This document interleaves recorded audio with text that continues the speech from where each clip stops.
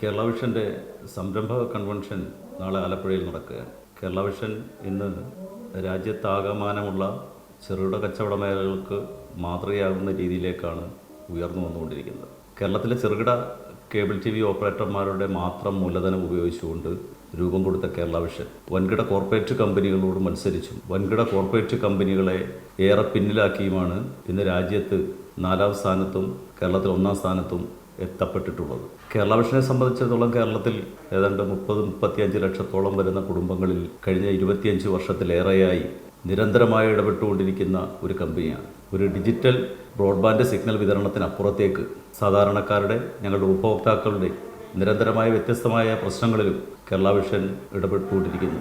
Kerala vision ഈ സംരംഭക convention ലക്ഷ്യമാക്കുന്നത് മറ്റു ബിസിനസ്സുകളിലേക്ക് കൂടി കേരള വിഷൻ കടക്കുന്നതിൻ്റെ ഭാഗമായിട്ട് തന്നെയാണ്.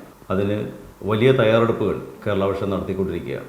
രാജ്യത്തെ ചെറുകിട കച്ചവട മേഖലകൾ ആകമാനം വൻകിട കോർപ്പറേറ്റ് കമ്പനികളുടെ കടന്നുവരവിൽ പൂർണ്ണമായും കടപുഴകി പോകുന്ന ഒരു സാഹചര്യം ഉണ്ടായപ്പോൾ പോലും വൻകിട കോർപ്പറേറ്റ് കമ്പനികളോട് മത്സരിച്ച് കേരള വിഷൻ വിജയിച്ച് രാജ്യത്തിന് മാതൃകയാകുന്ന ഈ ഘട്ടത്തിൽ എല്ലാ അർത്ഥത്തിലും ഈ സംരംഭക കൺവെൻഷൻ വലിയ പ്രാധാന്യം അർഹിക്കുന്നത് തന്നെയാണ്. നാളെ നടക്കുന്ന സംരംഭക കൺവെൻഷന് കേബിൾ TV ഓപ്പറേറ്റേഴ്സ് അസോസിയേഷന്റെ പേരിൽ എല്ലാവിധ വിജയാഭിവാദ്യങ്ങളും അർപ്പിക്കുന്നു.